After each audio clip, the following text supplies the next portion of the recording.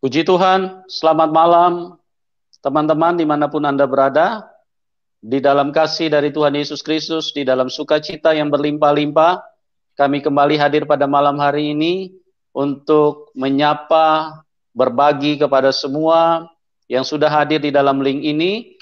Kami bersyukur dan kami terus berdoa supaya semua kita ada di dalam kebaikan Tuhan dan bisa masuk di dalam rencana Tuhan.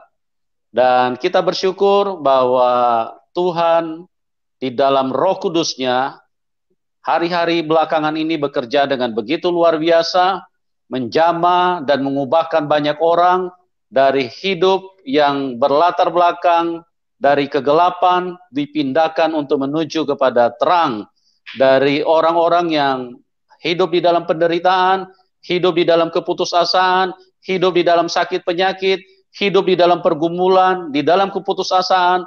Tuhan hadir dan menjamah mereka dan mengubahkan mereka.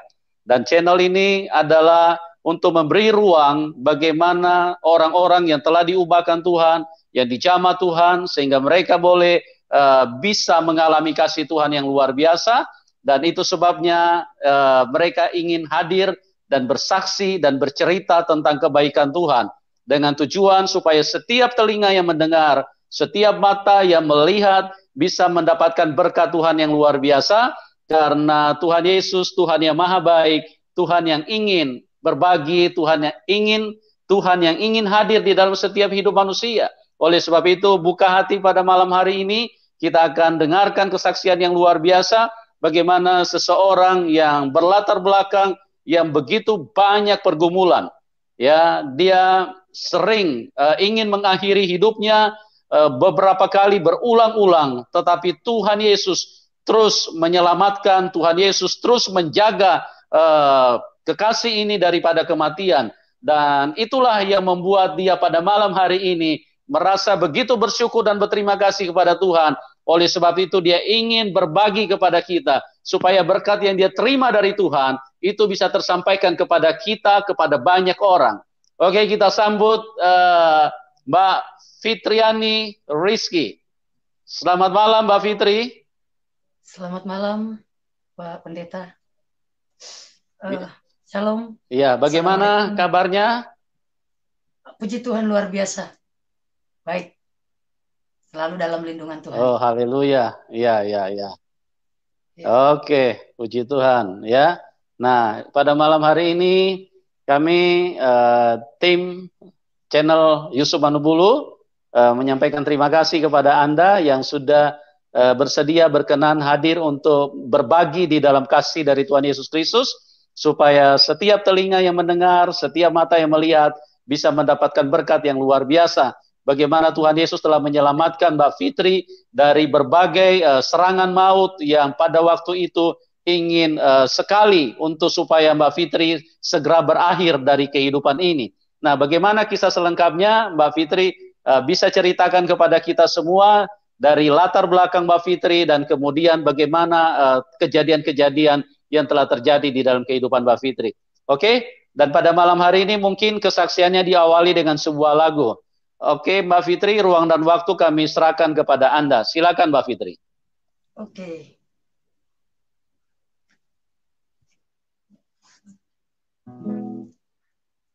Shalom, assalamualaikum, salam sejahtera buat seluruh umat manusia ciptaan Tuhan. Buat orang Bugis agak karebas sering ugiku. Satu lagu sebelum saya memulai kesaksian saya.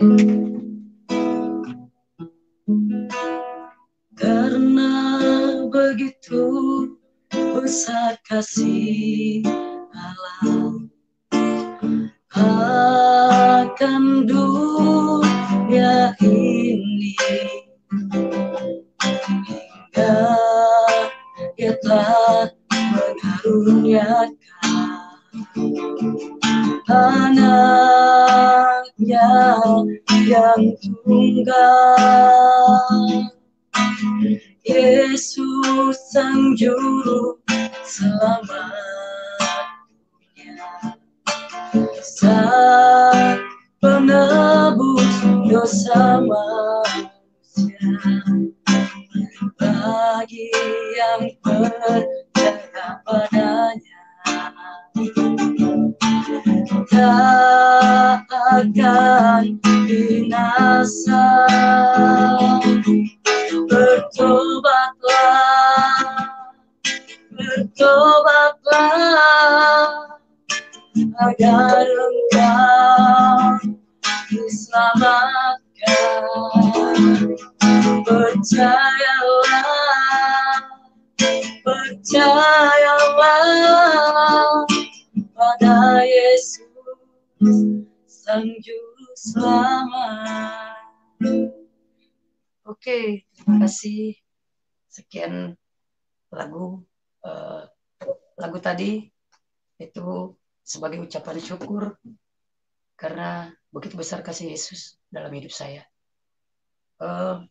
Pertama-tama saya mau berterima kasih kepada channel Yusuf Madubulu karena sudah memberikan saya kesempatan untuk menyaksikan, membagikan, menceritakan bagaimana Tuhan Yesus berkarya, bagaimana Tuhan Yesus begitu setia dalam hidup saya, sehingga saya boleh masih hidup, masih boleh bisa merasakan kebaikan Tuhan dalam hidup saya hingga malam hari ini. Pertama-tama saya perkenalkan nama saya Fitriani Rizky HB.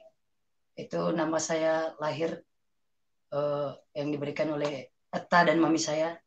Saya sebut bapak saya itu sebagai Eta karena kebetulan kalau di Bugis, bangsawan Bugis itu manggil Eta. Jadi saya seorang anak yang dari kecil, saya pertamanya seorang penakut. Jadi kalau di sekolahan saya diejek, saya dibully, saya langsung pulang ke rumah. Nangis, saya mengadu sama Eta saya, sama orang tua saya. Saya mengadu, saya nangis. Kemudian karena memang didikan orang tua saya memang keras gitu ya. Jadi saya selalu diginiin. Kamu kalau tidak melawan, saya yang akan mukul kamu. Waduh, saya berpikir begini, kalau saya nggak melawan, saya yang dipukul. Tapi kalau saya melawan, ntar saya juga yang dipukul. Bagaimana ini? Tapi karena saya begitu ketakutan sama orang tua saya, jadi saya beranikan diri saya melawan siapapun yang mengganggu saya. Jadi di situ, mulai saat itu saya jadi terbentuk jadi seorang anak yang keras, yang brutal, yang pemberani. Dalam hal apapun saya berani. Jadi memang dari kecil saya tomboy. Dan maaf sebelumnya, saya mau kasih tahu suara saya sampai serak kayak gini, sampai kayak cowok itu karena kebanyakan minum racun. Sepertinya seperti itu ya. Pengaruh minum racun.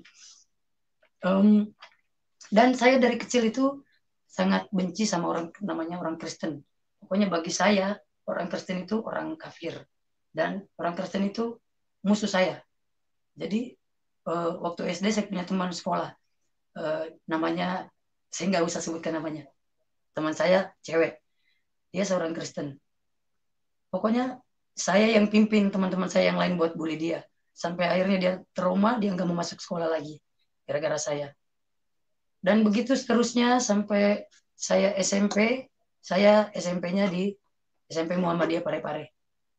Jadi saya lulus SMP Muhammadiyah. Waktu SMP saya pakai kerudung, tapi roknya pakai celana karena saya nggak bisa jalan kayak cewek feminim. Saya jalannya ngangkang-ngangkang kayak cowok. Jadi pakai celana.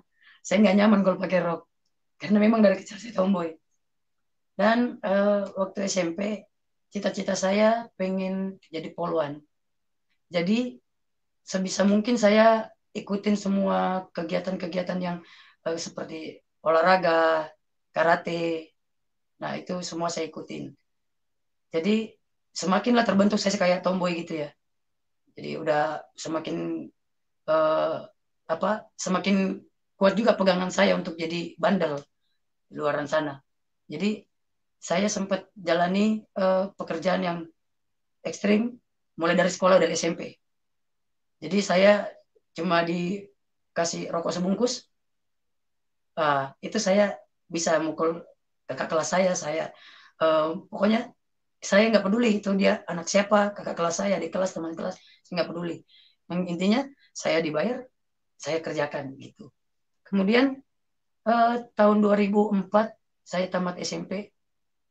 Tuhan izinkan satu kecelakaan terjadi, karena saya apa, kalau bawa motor saya nggak pernah pelan, karena kalau saya bawa motor itu pengennya yang namanya masih muda ya, pengennya yang but, dan suka ikut balapan liar gitu. Nah, suatu hari saya kecelakaan, dan itu pada kecelakaan itu mengakibatkan kedua kaki saya jadi patah, dan kata dokter harus diamputasi. Tapi eh, di situ keluarga saya nggak terima, nggak setuju. Jadi di rumah sakit, eh, tanda apa, surat pernyataan setuju itu keluarga saya nggak mau tanda tangan, keluarga saya bawa saya pulang. Singkat cerita, setahun itu saya di apa, cuma bisa duduk baring, buang air di tempat, pokoknya semua di tempat, nggak bisa ngapa-ngapain karena kakinya patah, rahang patah, gigi patah, jadi nggak bisa apa-apa. Di situ saya udah mulai putus asa pada saat itu, pada saat saya udah nggak bisa berjalan. Di situ saya udah mulai putus asa, aduh, saya udah eh, harapan saya yang mau jadi polwan, cita-cita saya mau jadi polwan udah punah, udah hancur ya, udah nggak ada harapan lagi karena eh, kaki saya udah patah, udah nggak bisa jalan. Terus ditambah lagi dengan eh, apa, orang terdekat saya ada yang mengatakan seperti ini, aduh, saya kalau jadi kamu udah nggak bisa jalan seperti itu, cuma bisa nyusahin orang, udah nggak berguna, mending saya mati aja. Kalau saya jadi kamu, saya bunuh diri. Perkataan itu begitu menusuk di hati saya, sampai akhirnya pada waktu itu apapun di dekat saya, itu benda tajam, benda tumpul, semuanya saya pukulin di diri saya. Pokoknya saya nyakitin diri saya, sampai akhirnya waktu eh, saya dikasih obat, itu aturan obatnya 3 kali sehari, dan ada berapa macam obat yang harus saya minum, itu saya minum sekaligus, semuanya saya minum. Itu pagi hari saya minum pagi hari karena saya memang niatnya mau bunuh diri, karena saya sangat terluka dengan perkataan keluarga saya. Akhirnya saya minum obat itu dengan berharap saya mati, memang ingin benar-benar ingin mengakhiri hidup karena merasa udah nggak berguna. Saya minum obat itu, eh, saya kejang-kejang, saya sampai hilang ingatan, sampai udah nggak ingat apa-apa lagi. Saya pikir saya udah mati. Di situ saya pikir saya udah mati. Ternyata keesokan harinya pagi lagi, jadi pagi ketemu pagi, saya bangun dengan keadaan lemah. Saya bangun, aduh, ini saya udah mati apa ya, tapi masih di rumah, kata saya gitu. Oh, ternyata saya masih hidup. Oh, di situ saya kembali lagi berpikir dengan cara apa saya harus bunuh diri sementara saya nggak bisa jalan. Jadi di situ saya seperti orang yang eh, apa ya, seperti orang yang depresi, udah nggak bisa diajak komunikasi dengan baik karena adanya emosi, marah, marah terus saya. Jadi kakak saya, kakak saya yang pertama yang cowok, dia punya gitar, dia kasih saya, Dek, kamu daripada ngamuk-ngamuk terus, mungkin kamu merasa apa, bete apa gimana, ini mainin gitarnya, belajar, ini ada buku gitar, buku latihan. Gitarnya bukan saya terima dengan baik, saya ambil, saya hancurin gitar itu. Kakak saya mungkin dia pada saat itu dia mengerti, jadi dia nggak marah. Kemudian berapa minggu kemudian dia datang lagi bawa gitar. Akhirnya saya, karena semua barang-barang yang ada di dekat saya udah di apa, udah dijauhkan dari saya, biar saya nggak melukai diri saya gitu. Karena mungkin keluarga saya ngomong seperti itu nggak berniat untuk menyakiti saya, tapi saya terlalu dalam karena di saat saya kondisinya lagi terpuruk, jadi saya sangat terpukul dengan perkataan seperti itu. Akhirnya singkat cerita, dengan gitar itu saya belajar, belajar, dan akhirnya saya udah mulai tenang. Puji Tuhan, Singkat cerita, setahun kemudian saya udah bisa berjalan dengan menggunakan tongkat. Terus berapa bulan kemudian saya udah bisa jalan normal. Nah, itu salah satu penyertaan Tuhan walaupun saya belum kenal Tuhan. Terus singkat cerita, saya kan tamat SMP dan setahun itu pemulihan. Jadi harusnya kalau saya sekolah, saya udah kelas 1 SMA. Terus pas tahun kemudian itu saya kelas 2 SMA. Saya masuk di STM. Nah, di situ saya apa kayak lewat jendela gitu. Jadi beli raport. Jadi langsung kelas 2, saya nggak kelas 1, langsung kelas 2. Dan saya ambil sekolah kejuruan elektronik. Saya sendiri satu-satunya perempuan di dalam kelas. Nah, eh,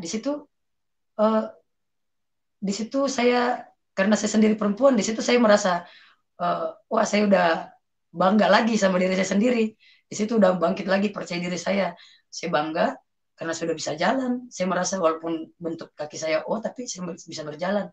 Dan karena saya satu-satunya cewek, terus ditakutin dalam kelas sama teman-teman saya yang cowok, semua pada takut sama saya. Jadi saya merasa bangga. Di situ kesombongan saya lagi jadi meninggi lagi. Akhirnya saya yang selalu ajak-ajak mereka minum. Sampai suatu hari baru jalan 5 bulan saya masuk sekolah itu, saya dikeluarkan dari sekolah, di DO dari sekolah.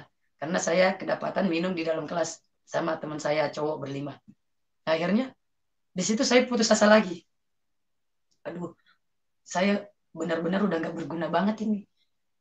Ya udah, saya uh, semakin brutal. Saya minum-minum, saya obat-obatan, semuanya saya pakai obat-obatan. Terus saya bergaul sama orang-orang uh, yang nggak benar lah. Intinya saya udah salah jalan lah, udah berantem sana sini, berantem sana, pokoknya udah merepotkan orang tua sama sekali, udah nggak ada kebaikan di diri saya. Kemudian suatu hari saya sakit lagi, darah keluar dari hidung saya mimisan begitu banyak, karena kan orang biasa mimisan dikit doang darahnya, saya mimisan banyak banget, terus darah dari mulut saya banyak keluar darah, terus muka saya bengkak, di sini bengkak, di situ rambut saya udah mulai rontok, rambut saya udah mulai rontok. Kalau sakit kepala saya lagi datang, itu 2 orang dewasa naik kepala saya, injak kepala saya itu nggak berasa. Nah, di situ. Kemudian eh, keluarga saya bawa saya ke rumah sakit untuk check up, untuk diperiksa. Terus kata dokter begini, eh, kami katanya menemukan sel kanker di otak anak bapak. Waduh, di situ saya langsung tek, aduh ada apa lagi nih? Kok hidup saya nggak udah-udahnya disiksa? Kata saya begitu. Tuhan jahat banget sama saya. Sudahlah saya gagal jadi poluan, sudah saya gagal sekolah lanjutan, dikasih penyakit pula.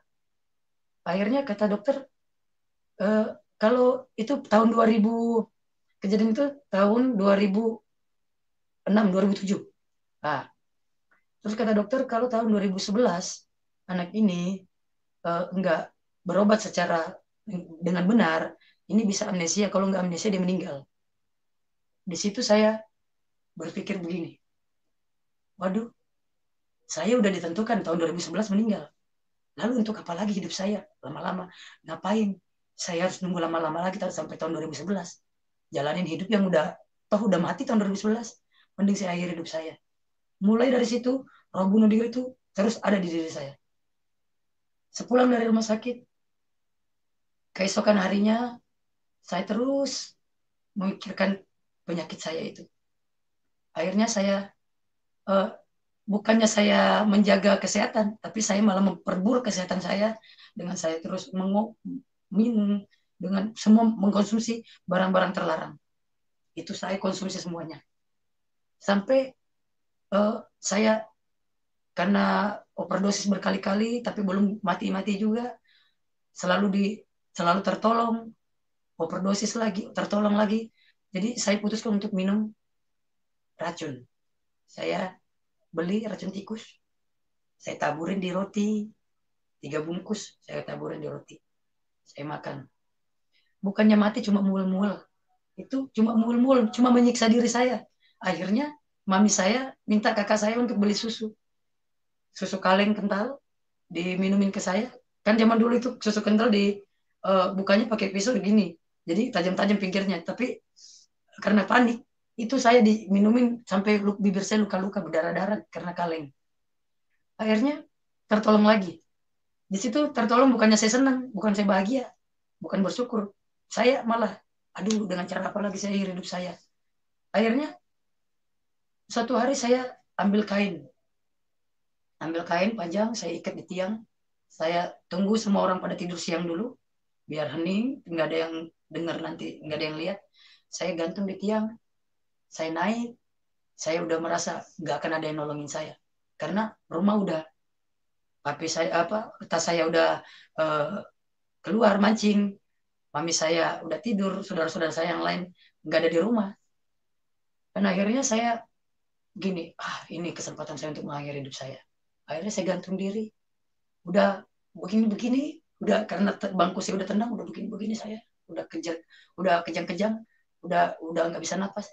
Tiba-tiba ada suara pintu, tapi saya nggak peduli, saya tetap aja saya, kalau bisa saya andaikan bisa saya tarik badan saya turun, biar berat, ya kan, biar cepat mati. Ternyata itu kakak saya yang nomor 3. Dia masuk kamar, buka pintu, langsung dia lihat, aduh, ada orang tergantung. Ternyata itu saya. Dia langsung teriak, dia histeris, dia panggil siapa aja yang dengar, orang-orang semua pada datang nolongin saya. Di situ saya gagal lagi. Di situ saya makin frustasi. Aduh Tuhan, kenapa ini ya? Saya mau mati kok nggak dikasih mati. Tapi dokter itu bilang saya nanti tahun 2011 mati. Akhirnya berapa bulan kemudian saya minum Backlin. Saya beli Backlin, terus gelasnya saya tuang, Backlin saya tuang di gelas. Saya tunggu lagi orang semua tidur. Saya agak jauh dari rumah. Saya agak jauh.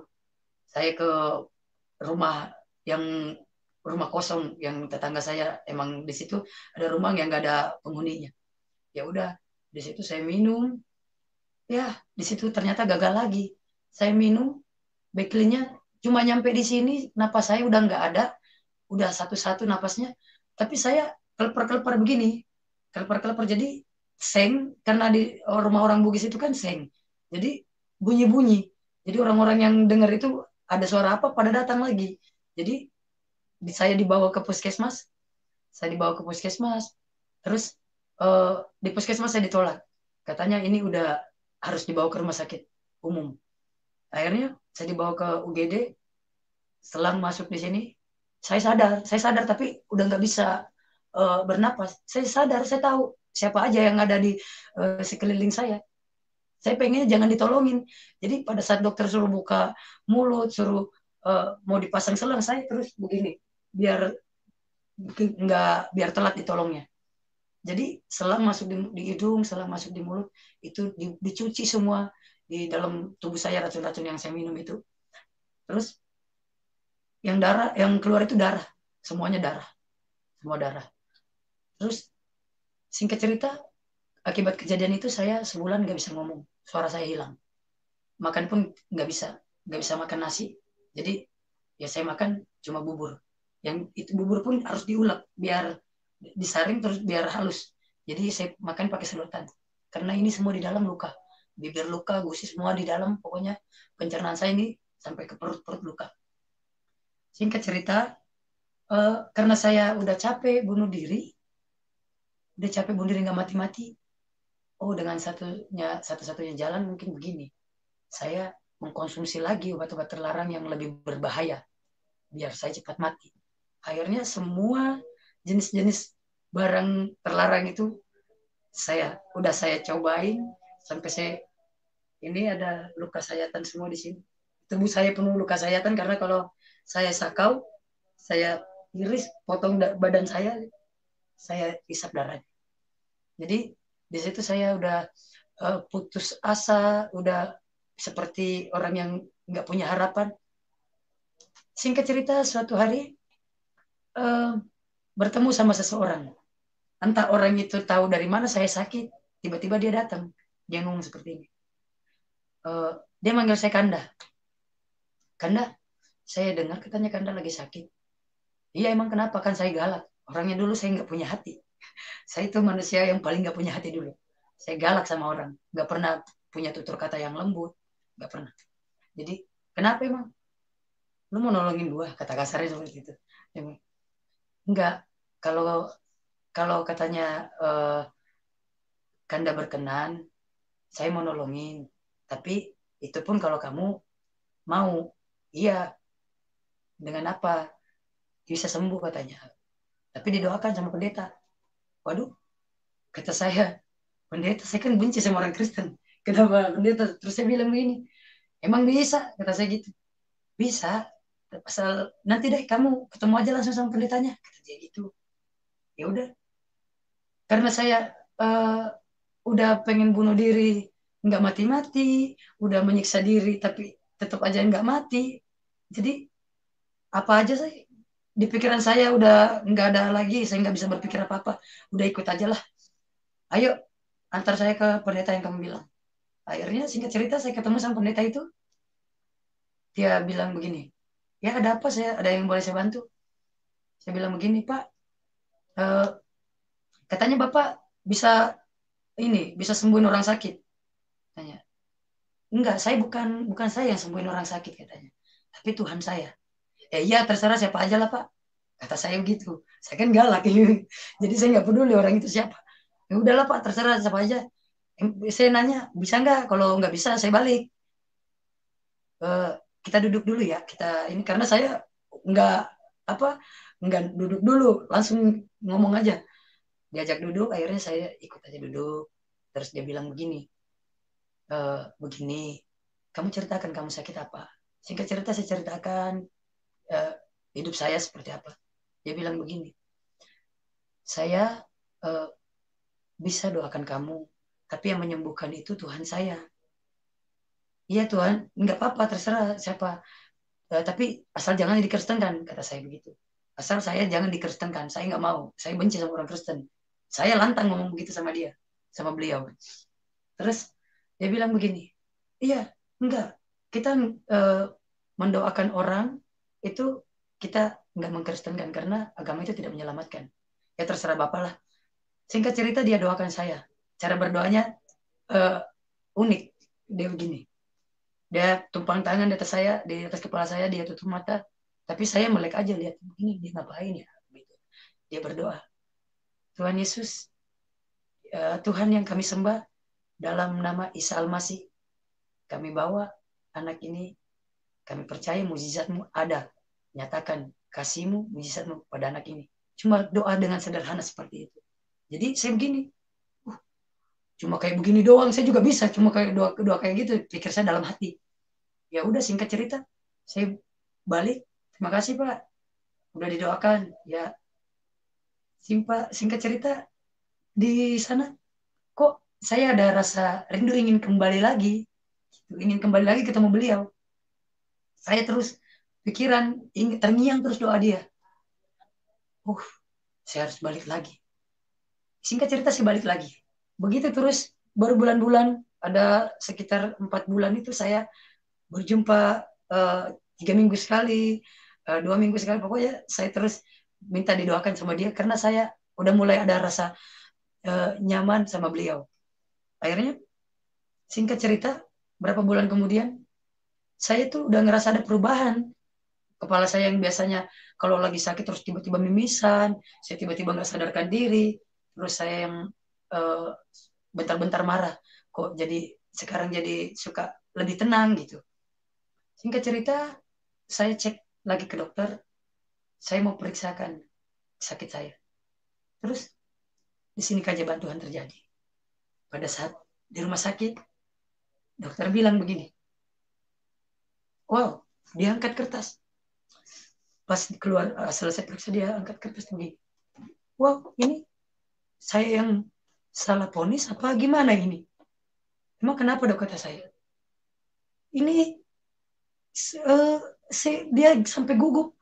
Ini sel kankernya nggak ada. Kamu itu sehat katanya. Mungkin saya yang salah ponis. Mohon, katanya, tolong, mohon maafin saya. Saya yang salah ponis. Wow, di situ saya, wow, luar biasa. Luar biasa pendeta itu. Saya begitu, karena pada saat itu iman saya belum bertumbuh, ya kan? Saya belum kenal Yesus itu siapa. Dan saya kenalnya Yesus penyembuh. Wow, luar biasa. Keren juga ya, kata saya. Keren juga itu pendeta. Akhirnya singkat cerita saya balik ke pendeta itu sama beliau. Saya bilang, Pak, saya sembuh, Pak. Terima kasih sudah didoakan. Oh, luar biasa. Dia sampai sujud, dia bersyukur, dia sangat bersuka cita, memuji Tuhan pada saat itu. Dan saya nggak mengerti dia lagi ngapain. Dia berdoa, dia sampai tersungkur nangis. Karena mujizat terjadi benar-benar nyata dalam hidup saya. Karena pada saat itu saya udah berpikir bahwa udah nggak ada harapan lagi. Udah, kematian udah di depan saya. Udah nggak ada harapan lagi. Akhirnya, karena saya merasa sudah disembuhkan, saya memutuskan untuk masuk Kristen. Itu uh, pertama kali yang ada di benak saya. Bukan mengikut Tuhan Yesus, bukan. Saya mau masuk Kristen. Itu nanti uh, saudara-saudara bisa bedakan ya. Pada saat saya cuma mau masuk Kristen dan pada saat saya mengikut Yesus. Nah, pada saat itu saya uh, ke salah satu gereja karena saya datang ke tempat beliau lagi keluar kota. Akhirnya saya cari gereja karena saya udah ibarat kata udah betul-betul pengen dibaptis hari ini juga, pengen masuk Kristen hari ini juga. Akhirnya saya masuk ke salah satu gereja. Pak, tolong saya Kristenkan saya, Pak. Saya nggak tahu kan kalau bagaimana bahasanya, jadi saya cuma ngomong gitu. Pak, Kristenkan saya, Pak, saya mau masuk Kristen. Pendeta itu begini, mohon maaf, tolong jangan ke sini, katanya. Tolong dengan sangat, saya mohon jangan ke sini. Kalau kamu mau masuk Kristen, silakan cari gereja lain, jangan di sini. Saya katanya nggak mau cari masalah. Ternyata pendeta itu takut karena dia tahu papi saya, peta saya itu di Parepare seperti apa. Gitu. Jadi singkat cerita, uh, 2 minggu apa hampir 3 minggu, pendeta yang doakan saya itu udah kembali lagi. Akhirnya saya datang ke dia. Saya bilang, Pak, uh, saya mau ini Pak, mau masuk Kristen. Wah, yang benar, tanya. Kalau mau masuk Kristen nanti berarti kamu udah nggak di agamamu yang dulu. Saya bilang, ya iya saya mau masuk Kristen karena Tuhannya orang Kristen yang sembuhkan saya. Saya bilang begitu. Akhirnya singkat cerita, uh, udah dia bikin jadwal kapan saya di ini. Terus dia bilang begini, saya jadwalkan nanti kita baptis kamu hari Minggu ya. Ya udah. Entah dari mana keluarga saya tahu kalau saya mau dibaptis. Itu keluarga saya, kata saya sampai marah. Dia datang ke pastori, ke rumah beliau, ke rumah pendeta itu. Dia datang 3 motor, 1 motor berdua. Tapi kata saya itu datang dengan uh, parang, dengan senjata tajam. Uh, dan saudara-saudara saya yang lain juga bawa balok. Itu udah siap-siap mau nyerang ke pastori, mau serang pendeta yang mau baptis saya. Dan waktu itu gini, dia datang, dia nggak ucapkan salam, dia nggak apa, langsung, yang mana mau baptis anak saya? Siapa yang baptis anak saya? Terus orang yang di dalam yang lagi berdoa, salah satu dari mereka itu langsung bangun ke depan ke pintu. Dia bilang begini, ada apa ya Pak? Itu anak saya siapa yang mau baptis? Yang mana anak saya? Ya anak bapak yang mana? Itu katanya Fitriani. Mana anak saya? Oh, anak bapak ada di dalam. Akhirnya saya keluar. Waduh, saya di situ udah ketakutan. Aduh, tas saya pasti habisin saya ini. Pasti saya dimatiin di sini. Terus pendeta itu datang. Pendeta saya yang doain saya, dia datang. Terus dia begini, Bapak, maaf, sebelumnya kita bisa ngobrol dulu sebentar. Enggak usah ngobrol, kata saya gitu. Enggak usah ngobrol, enggak usah. kau yang mau baptis anak saya, Bapak harus mengerti dulu arti baptisan itu seperti apa, baru Bapak marah. Kalau nanti Bapak enggak berkenan, boleh silakan Bapak marah, tapi dengarkan dulu, kata beliau, kata pendeta itu ya kan.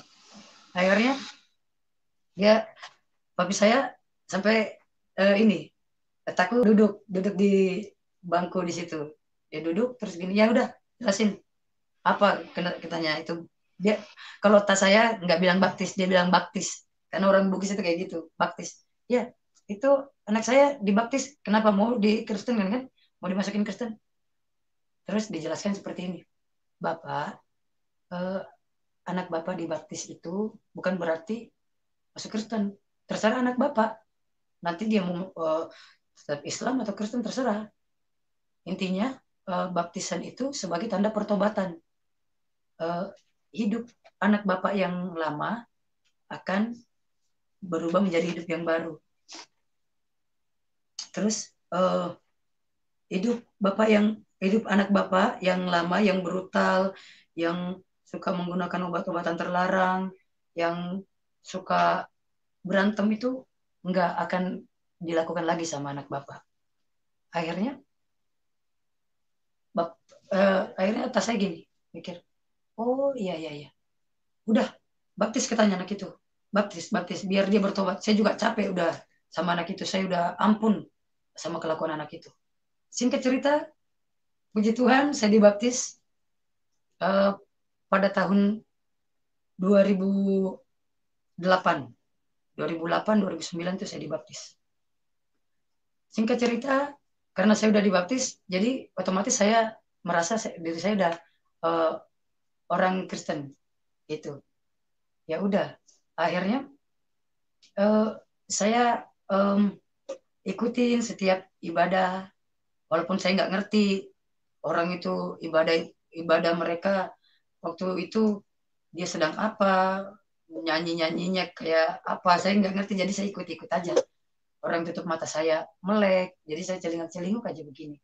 Jadi di situ iman saya belum bertumbuh, di situ iman saya belum bertumbuh. Terus singkat cerita, eh, saya karena takut sama tas saya nggak tinggal di rumah orang tua saya. Saya tinggal di salah satu rumah eh, orang tua angkat saya.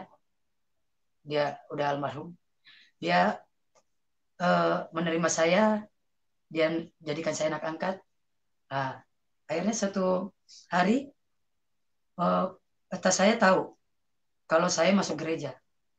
Nah, itu dia sampai begini. Dia merasa tertipu. Dia merasa ditipu sama saya. Akhirnya dia cari tahu saya keberadaan saya di mana. Dan entah tahu dari mana, dia tahu saya sembunyi di situ. Dia datang bersama kakak saya yang nomor 4, cowok. Dia datang, dia jemput saya. Dijemput, terus saya dibonceng di tengah. Pak. Jadi atas saya yang bawa motor, saya di tengah, kakak saya yang nomor 4 di belakang. Saya dikunci begini biar saya nggak kabur. Akhirnya saya dibawa pulang ke rumah. Sampai di rumah, di situ saya dicambuk, saya disiksa sama atas saya pakai selang. Itu saya ingat dia pakai selang. Dia mukulin saya sampai saya berteriak-teriak minta tolong. Saya berteriak-teriak mohon ampun. Mohon ampun, ampun, ampun. Udah saya sakit, ampun. Kata dia gini. Kata saya ini, kamu bikin saya malu. Kamu mending mati daripada kamu harus hidup cuma bikin malu keluarga. Kamu harus mati malam ini juga. Darah kamu halal saya minum. Kamu bikin malu saya, mending saya bunuh kamu. Ya pukulin saya nggak berhenti. Saya pukulin, saya berteriak minta tolong sama siapapun nggak ada. Satu pun nggak ada yang nolongin saya.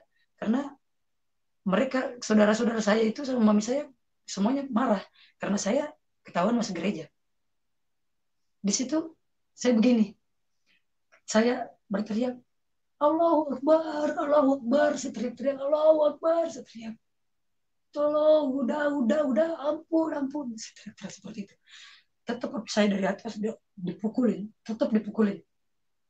Terus tiba-tiba saya nyebut begini, Yesus, Yesus, Yesus, Yesus. Selang yang dipegang atas saya itu patah. Wow, Luar biasa kan? Tuhan ada lagi, hadir lagi di hidup saya saat itu. Tapi ternyata tas saya nggak berhenti. Dia ambil lagi selang yang baru. Dia ambil selang yang baru, dia tetap pukulin saya sampai badan saya semuanya lebam-lebam, merah, bahkan ada yang mengeluarkan darah. Saya dipukulin, benar-benar nggak ada ampun. Sampai saya berpikir begini, benar, kemarin-kemarin saya minta mati, kayaknya malam ini saya mati. Saya berpikir seperti itu. Saya mati di tangan tas saya. Akhirnya, singkat cerita, lagi saya dipukulin itu, tas saya langsung seret saya masuk ke dalam rumah, ke bawah, karena rumah orang Bugis itu rumah panggung. Jadi di bawah rumah itu ada eh, kamar lagi. Saya diseret, dimasukin ke dalam situ, kaki saya dirantai, diikat, digembok. Terus papi saya bilang begini, saya ngomong gini, kamu membusuk sampai membusuk di sini, saya nggak akan bukain. Kamu panggil saya nama binatang, kalau saya buka, kamu akan mati membusuk di sini. Saya yang sangat kenal sama orang tua saya, jadi saya udah ketakutan. Waduh, saya pasti membusuk di sini. Saya udah pikirannya, udah saya benar-benar mati malam ini. Karena saya tak kenal orang tua saya. Kalau orang tua saya bilang A, A, nggak berubah jadi B. Orang tua saya keras. Jadi pada saat itu saya ngamuk-ngamuk, ngamuk-ngamuk di situ, saya teriak-teriak, saya minta tolong, saya jerit. Terus atas saya ngomong begini dari atas, kamu sampai mati juga teriak di bawah, saya nggak akan bukain, saya nggak akan buka, kamu membusuk aja di situ karena kamu tuh udah nggak layak hidup. Begitulah menurut kata saya, nggak layak hidup. Akhirnya om saya begini, aduh udah saya nggak bisa lagi, nggak ada harapan lagi, saya nggak ada harapan lagi karena udah dirantai seperti ini, udah nggak akan ada pertolongan. Akhirnya singkat cerita, di tengah saya lagi galau seperti itu, langsung tiba-tiba ada di benak saya begini, kemarin kan saya disembuhkan sama Yesus. Dan tadi saya panggil Yesus, selangnya patah. Coba deh, kali benar diselamatkan lagi. Saya bilang begini, saya nantang Tuhan. Yesus, kalau memang kau benar Tuhan, lepaskan saya dari ikatan ini. Dari rantai yang mengikat kaki saya. Karena saya sangat kenal orang tua saya. Ini nggak akan dibuka. Sampai benar-benar saya bilang kalau saya nggak akan injak gereja lagi. Tapi karena saya memang udah merasa jadi orang Kristen, jadi saya nggak mau. Di situ iman saya belum bertumbuh ya saudara. Cuma saya di situ uh, lagi menantang Tuhan. Saya begini, Yesus kalau memang kau benar Tuhan, lepaskan saya dari ikatan ini.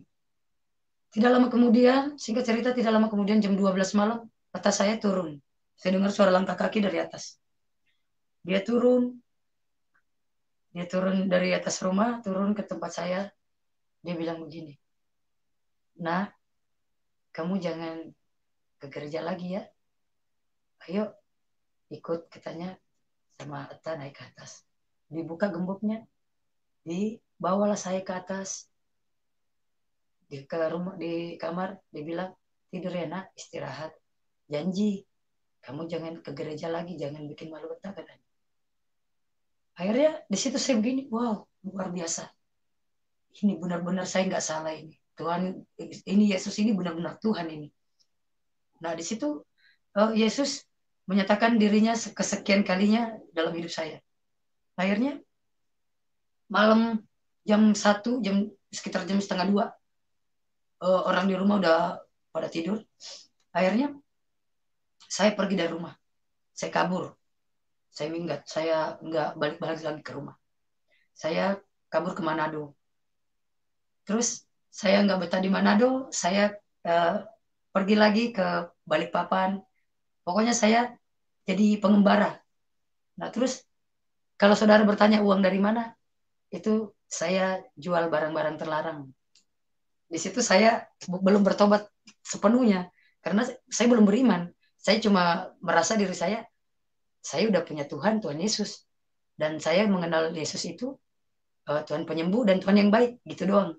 Saya belum beriman karena firman Tuhan belum saya dengar sama sekali, belum ada.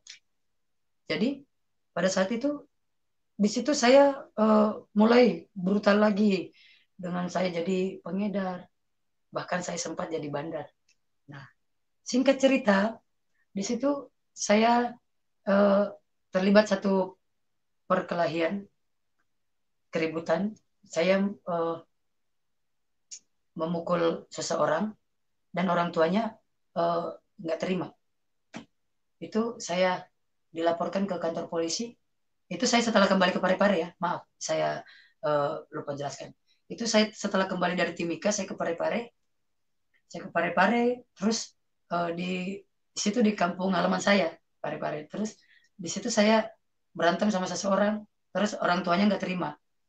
Orang tuanya laporkan saya ke polisi. Di depan penyidik, saya dimaki-maki sama orang tuanya. Saya dimaki-maki, semua perkataan-perkataan kotor yang nggak enak didengar, dia lontarkan kepada saya. Terus saya bilang begini, Ibu, tolong bisa diem nggak?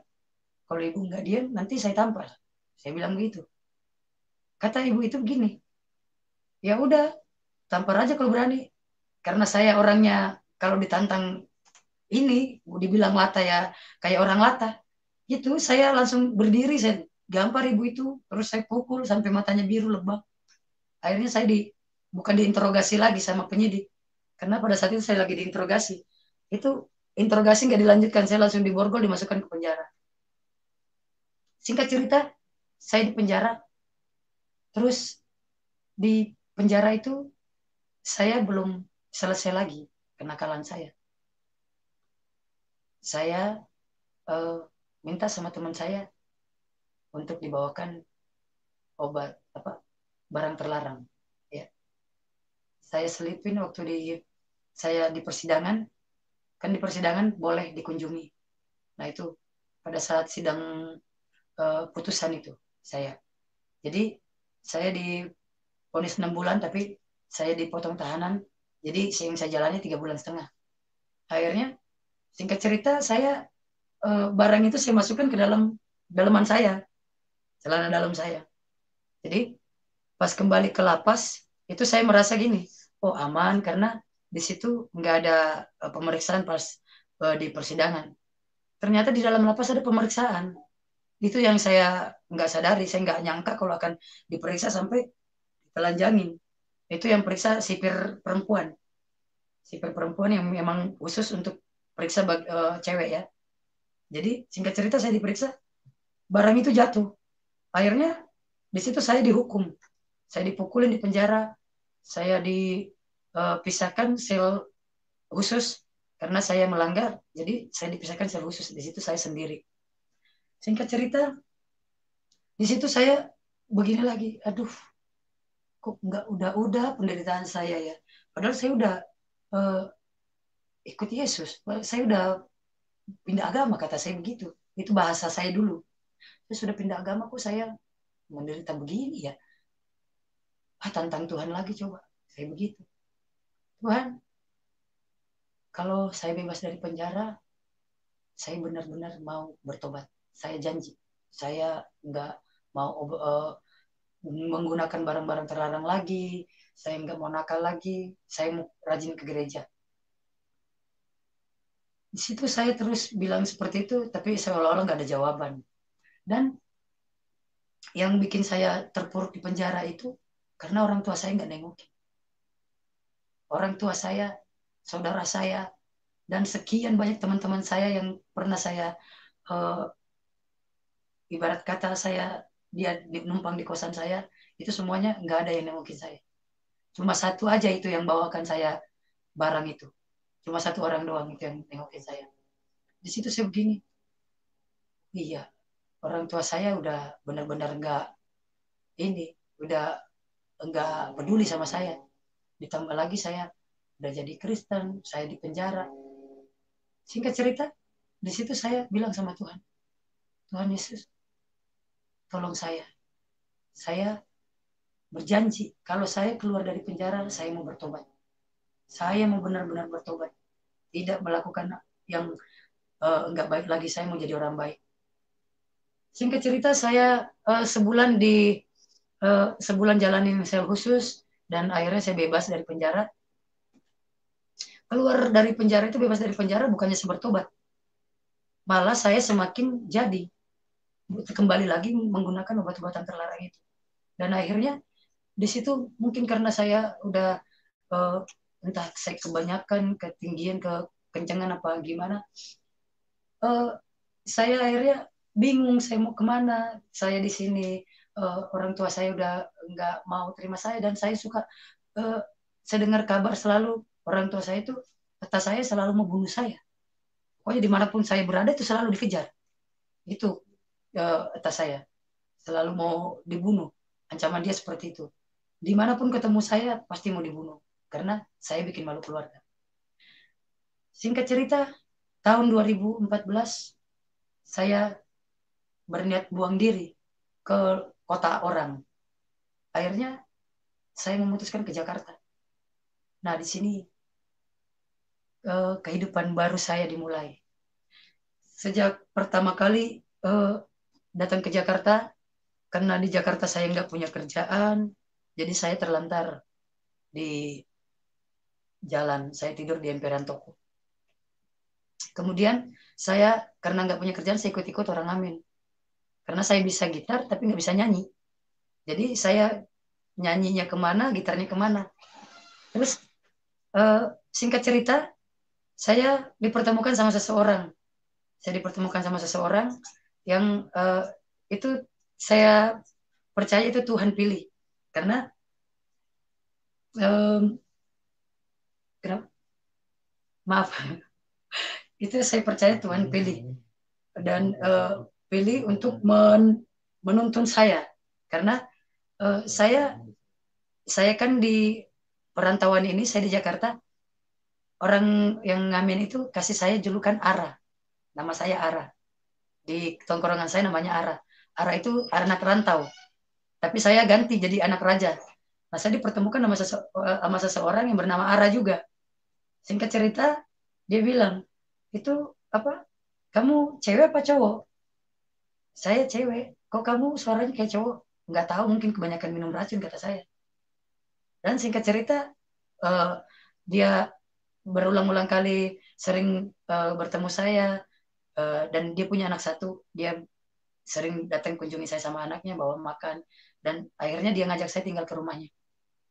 Nah, singkat cerita, saya tinggal lah di rumahnya, dan di situ eh, Tuhan mulai menjamah saya sedikit demi sedikit, pulihkan saya, dan apa, saya bersama-sama dengan Ara ini, maaf, bentar. Terus eh, saya di rumahnya, saya di sini saya lihat kehidupan dia sehari-hari. Dia sering ke jalanan berbagi, dia berbagi makanan. Terus apa itu?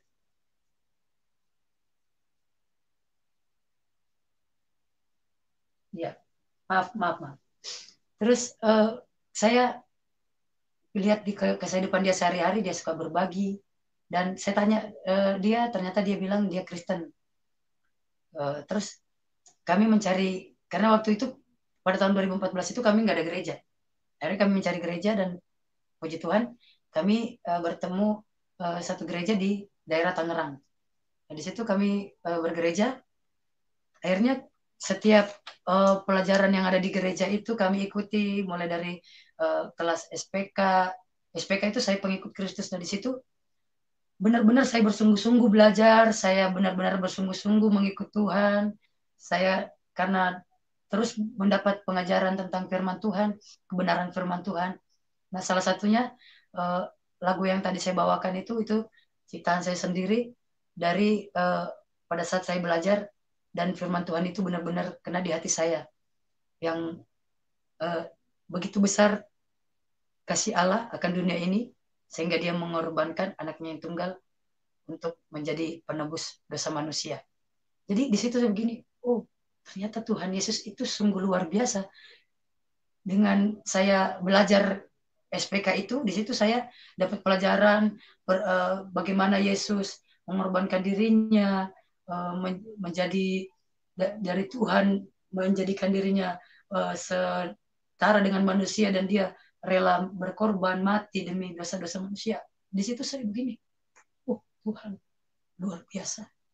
Ternyata selama ini saya diberikan anugerah yang begitu besar, anugerah keselamatan, tapi saya sia-siakan begitu saja. Sampai akhirnya saya begini, saya betul-betul bilang sama Tuhan, Tuhan, mulai saat ini hidupku hanya untuk Tuhan. Karena saya begini, dengan apa harus aku balas kebaikan Tuhan? Sekalipun saya berikan semua kehidupan saya kasih nyawa saya sekalipun, semua waktu saya, apa yang saya punya, itu nggak akan cukup untuk membalas kebaikan Tuhan. Jadi saya begini, dengan setiap hari saya belajar, terus mendengarkan pengajaran tentang firman Tuhan, di situ iman saya semakin bertumbuh, dan di situ saya benar-benar meneguhkan iman saya bahwa saya harus melakukan yang terbaik untuk Tuhan. Akhirnya saya memutuskan, di situ saya mengambil bagian singkat cerita saya mengambil bagian di pelayanan di gereja. Yang tadinya saya nggak senang dengan anak kecil, Tuhan izinkan saya melayani anak sekolah minggu. Maaf, Pastor, bisa ditampilkan yang Pastor, maaf, bisa ditampilkan yang pelayanan sekolah minggu. Oke. Ya. Sebentar ya teman-teman ya, kita tampilkan pelayanan dari Mbak Fitriani. Ya, Mbak Fitriani arah ini, yang ini ya, Mbak Fitri. Itu kami satu tim sekolah minggu, anak sekolah minggu. Itu saya melayani di sekolah minggu. Terus, itu ada beberapa puluh anak kami layani, orang tuanya lagi CG, lagi ibadah, kami yang iya benar. Champion Gathering. Terus di jalanan kami juga tanpa sepengetahuan, ini yang di jalanan ini kami sengaja nggak expose, tapi ada beberapa video yang kami melayani orang-orang yang yang gangguan jiwa. Ada kami. Oke. Sebentar ya, kita tampilkan ya, kita putarkan ya. Itu saya. Oke, sebentar ya teman-teman. Kita lagi cari videonya. Itu saya betul-betul ingin melakukan yang terbaik untuk Tuhan, apapun Tuhan suruh. Tadinya saya menolak. Apa ini, saya dibawa ke jalanan. Ini tahun 2014 akhir. Fitriani? Iya. 2014 akhir ya. Oke, kita putar ya. Yang ini ya. Sampai sekarang, sampai hari ini. Air lagi. Oke. Terus next ada lagi.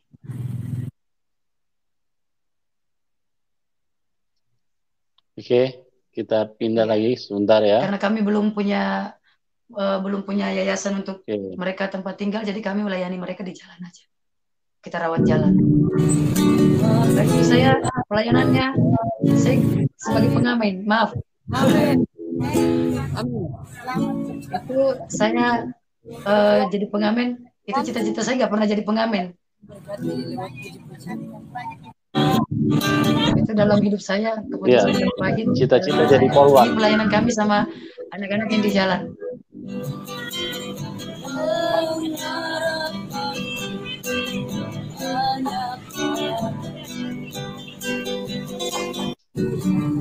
Itu pelayanan saya yang di jalan. Namanya sekarang saya lagi bersama Bapak ini Budi Firmansyah. Namanya sekarang saya lagi bersama Bapak Budi Firmansyah.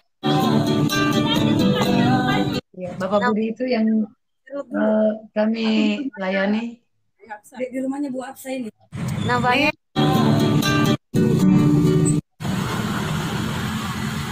air lagi. Itu salah satu Oke. pelayanan kami di jalan. Kita melayani orang-orang yang gangguan jiwa di jalan. Terus profesi saya sebagai pengamen itu sebenarnya awalnya saya berpikir begini, itu keputusan terpahit dalam hidup saya. Tuhan, saya udah menyerahkan seluruh hidup saya dan saya bekerja sebagai pengamen. Tadinya saya malu, tapi saya dengan apa? Saya bawa lagu rohani terus. Saya ngamen itu bawa lagu rohani, satu-satunya pengamen yang bawa lagu rohani di daerah sini saya. Jadi saya bawa lagu rohani di bis, di kampus, di rumah makan, di pasar itu saya bawa lagu-lagu rohani. Dan pada saat itu ada salah satu ibu begini, Tuhan memberkati pelayananmu ya. Dan di situ saya begini, oh ternyata saya bukan pengamen, saya melayani Tuhan dengan saya nyanyi bawa lagu rohani. Nah di situ saya terus lebih semangat lagi melayani dengan cara saya membawa-bawa lagu rohani dan saya melayani juga orang-orang yang Muslim, non-Muslim itu karena pelayanan kami begini, kami melayani tanpa memandang suku, ras, dan agama itu. Jadi banyak pelayanan kami, ada yang online juga bisa ditampilkan, ada yang online itu kami melayani secara online. Itu ada dari berbagai daerah, ada di sebentar ya. ada yang di Medan, di Bali, di Tangerang. Ya, pelayanan online coba. Puji Tuhan, tahun 2000 berapa ya itu dia bertobat, 2016 ada bertobat anak online kami. Tapi yang di Rainbow House ini kami merangkul mereka semua tanpa memandang suku, ras, dan agama. Dan puji Tuhan, mereka semua berhati kasih. Mana? Coba. Sebentar. Tadi videonya dikirim nggak? Oh itu di pelayanan kami yang di jalan itu. Kami melayani anak-anak yang di jalan seperti ini. Nah, maaf, ini pelayanan kami yang di jalan. Anak-anak pengamen. Itu waktu kami bagi-bagi masker. Yang ini? Kami bagi-bagi masker buat anak-anak yang ngamen. Oh. Ya. Dan ini baju grup online kami. Pelayanan kami online. Yang seperti saya pakai sekarang. Iya. Nah ini kita bagi-bagi makan waktu itu. Kita bagi-bagi makan untuk anak-anak di jalan. Nah, ini bagi-bagi masker. Ya, itu kita bagi masker. Nah, ini kita pelayanan kami ini yang ada di sini. Puji Tuhan. Ya, ini juga pelayanan anak ini kami. Ya. Ya, oke. Yang online mungkin belum dikirim kali, bisa Mbak nanti Fitri. Dilihat di YouTube aja. Kalau itu maaf, mungkin tadi enggak sempat kirim. Dan puji Tuhan lewat kesaksian. Ya, jadi saya sampaikan sebentar. Ya, sebentar Mbak Fitri, saya sampaikan dulu bahwa Mbak Fitriani ini juga punya channel YouTube namanya Aiberto Channel, ya. Aiberto ya. Itu kita tampilkan di layar YouTube supaya teman-teman juga bisa subscribe. Banyak konten-konten yang berisi pelayanan. Jadi Aiberto itu kalau saya tidak salah singkatan dari anak Yesus bertato ya. Anak Aiberto itu karena begini, pernah ada salah satu anak pang yang kami layani, dia ngomong seperti ini. Saya katanya bertato, mana ada katanya, emang saya diterima sama Tuhan. Jadi saya bilang begini, saya bertato, tapi saya anak Yesus. Nah itu, makanya saya bikin Alberto anak Yesus bertato. Yang bertato itu juga anak Yesus. Jadi yang bertato jangan pernah berkecil hati. Kalau Tuhan itu nggak memandang kulit, rupa, suku, ras kita. Jadi Tuhan Yesus itu maha pengasih, sangat baik. Jadi bukan orang yang nggak bertato aja yang bisa jadi anak Tuhan. Oke, sekian kesaksian saya. Saya kembalikan. Oke, puji Tuhan. Ya. Terima kasih Mbak Fitriani. Sebuah kisah hidup yang sangat luar biasa, di mana Tuhan Yesus berulang-ulang kali menyelamatkan seseorang yang putus asa, bahkan yang menginginkan untuk segera mengakhiri hidupnya, alias bunuh diri atau pengen mati segera.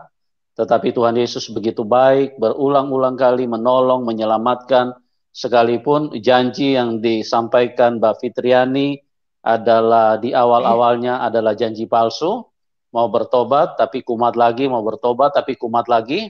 Tapi Tuhan Yesus dengan sabar menunggu. Itulah Tuhan, ya. Itulah karakter Tuhan yang tidak bisa dibantah, tidak bisa dipungkiri oleh siapapun. Karena dia sangat baik, dia maha pengampun, maha pengasih, maha penyayang. Jadi kitab ini bukan hanya tulisan, bukan hanya isi segudang kata-kata dikatakan bahwa dia maha pengasih, maha pengampun. Ini buktinya, saudaraku.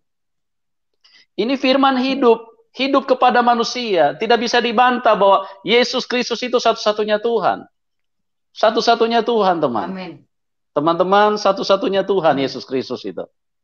Itulah yang telah terjadi dengan Fitriani, bagaimana berulang-ulang kali dia coba ingkar janji dan ingin bunuh diri, tetapi Tuhan Yesus dengan penuh kasih sayang terus menunjukkan kemurahan, menunjukkan mujizat, menunjukkan kuasanya, menunjukkan kebaikannya. Bahkan sampai saat ini Mbak Fitriani benar-benar telah berubah total dan menjadi saksi Tuhan yang luar biasa.